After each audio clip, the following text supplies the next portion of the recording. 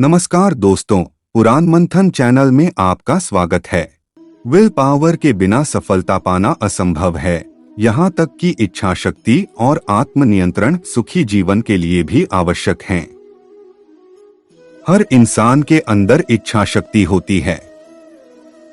कुछ में यह दुर्बल या सुप्त अवस्था में होती है तो कुछ में जागृत अवस्था में। कमजोर या इच्छा शक्तिहीन मनुष्य का अस्तित्व नश्वर मनुष्य के समान है। इच्छा शक्ति ही आपको दिव्य बनाती है। जब आप उस इच्छा शक्ति का प्रयोग करना बंद कर देते हैं तो आप नश्वर मानव बन जाते हैं। बहुत से लोग कहते हैं कि हमें अपनी इच्छा शक्ति का प्रयोग परिस्थितियों को बदलने के लिए नहीं करना चाहिए ताकि हम ईश्वर की योजना में हस्तक्षेप न करें। परंतु यदि हमें इच्छा शक्ति का प्रयोग न करना होगा तो ईश्वर हमें वह शक्ति देते ही क्यों? कुछ लोग इच्छा शक्ति के प्रयोग में विश्वास नहीं करते क्योंकि उनको लगता है कि उससे अहंकार बढ़ता है। इच्छा शक्ति ऐसा भाव है जिसके प्रयोग से हम जीवन की हर क्रिया करते हैं।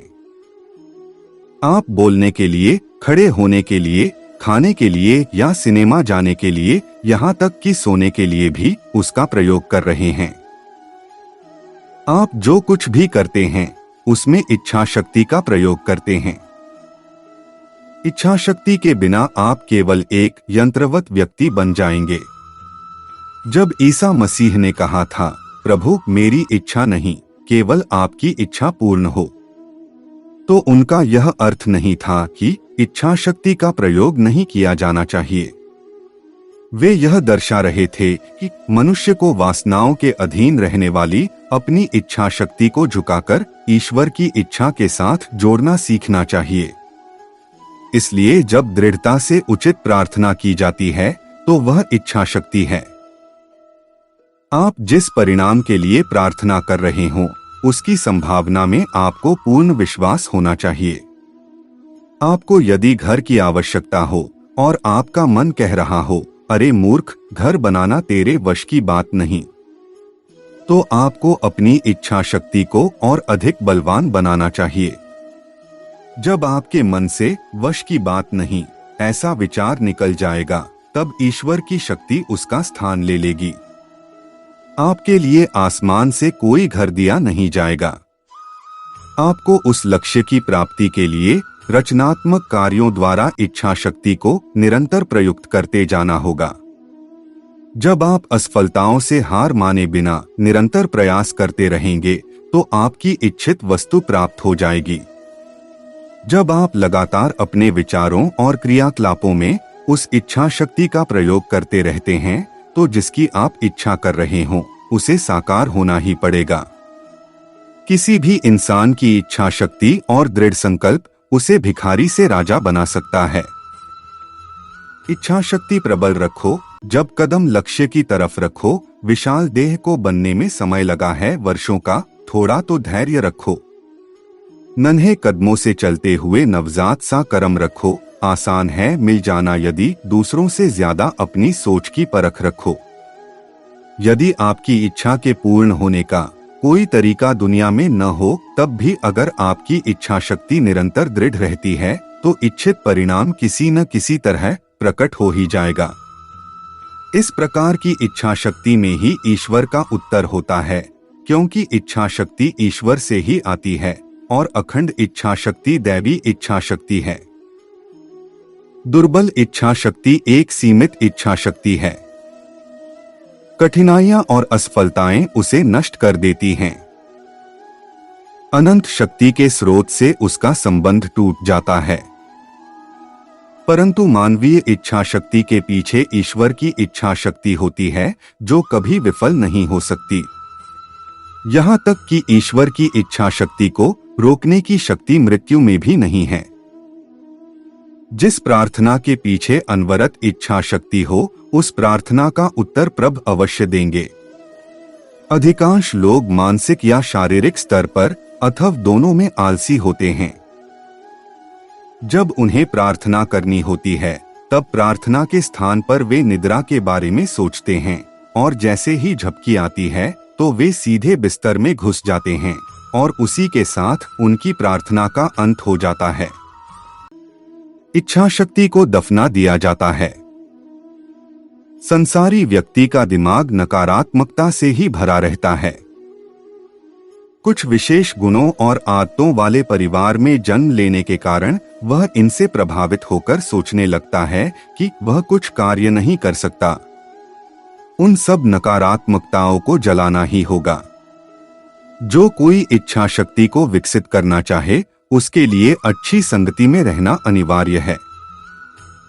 आप यदि महान गणितज्ञ बनना चाहते हैं और आपके सभी संगी साथी गणित में रुचि नहीं रखते हैं, परंतु जब आप पारंगत गणितज्ञ की संगत में रहते हैं तो आपकी इच्छा शक्ति को उससे बल मिलता है। आप सोचते हैं, यदि दूसरे लोग इसे कर सकते हैं तो मैं भी इसे कर सकता हूं। यदि आपने अपने मन की ढिलाई के कारण अपना संकल्प तोड़ दिया हो तो तुरंत दूसरा ऐसा संकल्प लें जिसे आप पूरा कर सकें। प्रथम बार सरल संकल्प ही लेना चाहिए जिन्हें पूरा किया जा सके। यदि किसी बाहरी समस्या के कारण संकल्प टूटा है तो जैसे ही आपकी समस्या दूर हो तब नया संकल्प लें। जो भूल हुई है उसके लिए अपने ऊपर कोई साधना संबंध में अपने को दंड अवश्य दें। दंड का मतलब पिछले टारगेट में और कार्य जोड़ दे।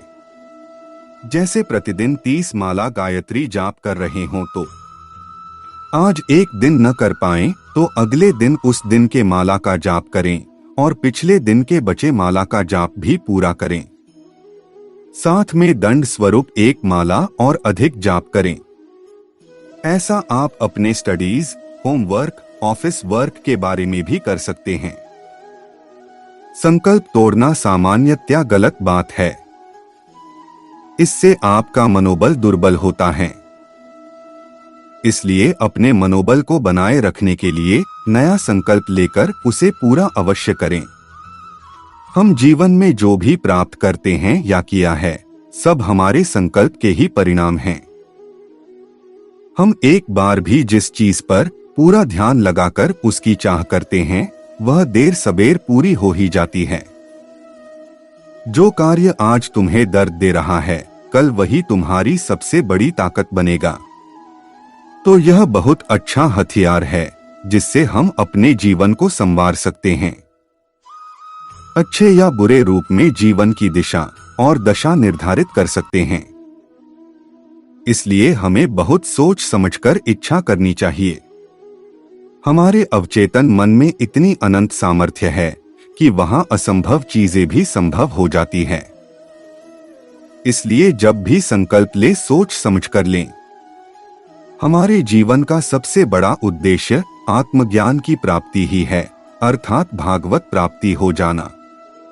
84 के चक्कर में लाखों जन्म भटकते रहते हैं, किंतु परमात्मा की प्राप्ति से ही यह भवबंधन समाप्त हो पाता है। तो इस महान लक्ष्य की प्राप्ति के लिए हमें जब होश आ जाए तो परमात्मा से उनकी प्राप्ति के लिए हर पल प्रार्थना करनी चाहिए। अभी हम जिस स्तर पर भी हैं, आत्मिक रूप से वहां से आगे बढ़ने के लिए परमात्मा से रोज प्रार्थना करनी चाहिए। अपने आप से कहें रोज कि मेरे जीवन का सबसे बड़ा उद्देश्य परमात्मा की प्राप्ति है। संसार को बहुत पा लिया, अब इन क्षणिक सुखों में नहीं उलझना। संसार की वास्तविकता से सीखें और मन में वैराग्य की भावना को बल दें। रोज दिन की शुरुआत परमात्मा के स्मरण से करें और प्रार्थना करें कि मेरी आत्मिक उन्नति हो और मैं अपने जीवन के परम लक्ष्य आत्मज्ञान को प्राप्त कर सकूं। और दिन भर अपने इसी संकल्प को मन में दोहराते रहें। खाते पीते, उठते बैठते, सोते जागते, सब कामों के बीच में अपने संकल्प को याद रखें। भगवान से अपने भूलों की क्षमा मांगते रहें और आगे ऐसी भूल ना करने का प्रयास करें। अपने छोटे छोटे लक्ष्यों में भी इस लक्ष्य की प्राप्ति का प्रयास होना चाहिए। मुझे आत्मज्ञान हर हाल में चाहिए, ऐसी जिद अपने अवचेतन मन में डालिए। भगवान एकमात्र हमारा खेवनहार है, हमारी जीवन नैया को मझधार में भी पार लगा देते हैं। उनसे प्रार्थना करिए कि आपको रास्ता दिखाएं। इसके अलावा अपने आचरण में शुद्धता लाएं, पवित्रता को अपनाएं, सत्मार्ग पर चलने का प्रयास करें, अज्ञान के अंधेरे ने गुरु के दिए हुए नाम का दीप जलाएं। परमात्मा से प्रेम करें, निस्वार्थ प्रेम, भक्ति, सेवा, परमात्मा के नाम का हर पल सुमिरन, निष्काम कर्म करें और अपने हर कर्म को परमात्मा को सौंप दें। अहंकार मुक्त होने से ही परमात्मा की प्राप्ति हो सकती है और इस अहंकार से गुरु कृपा से ही मुक्ति मिलती है। बुरे कर्मों से बचने का, पाप से दूर रहने का, अनैतिक आचरण से दूर रहने का प्रयास करें। दृढ़ संकल्प मनुष्य को किसी भी बड़े व्यापार में सफलता दिला सकता है, उसकी मुश्किलों का सामना कर सकता है। दृढ़ संकल्प एक विद्यार्थी को उसकी पढ़ाई में और भी बेहतर करने लायक बना सकता है। दृढ़ संकल्प एक विद्यार्थी को उच्च पदों पर पहुंचने में मदद कर सकता है। दृढ़ संकल्प मनुष्य के सपने साकार करने में सबसे ज्यादा मदद करता है। करोड़ों युवाओं के प्रेरणा स्रोत स्वामी विवेकानंद ने कहा था, ब्रह्मांड की कोई भी शक्ति किसी मनुष्य को उस चीज को पाने से नहीं रोक सकती जिसका वह वास्तव में पूर्ण हकदार है। दोस्तों, हमें आशा है कि आपको वीडियो पसंद आया होगा। ऐसी ही कथाएं सुनने के लिए चैनल को सब्सक्राइब करें, वीडियो को लाइक और शेयर करें। धन्यवाद। जय श्री कृष्ण।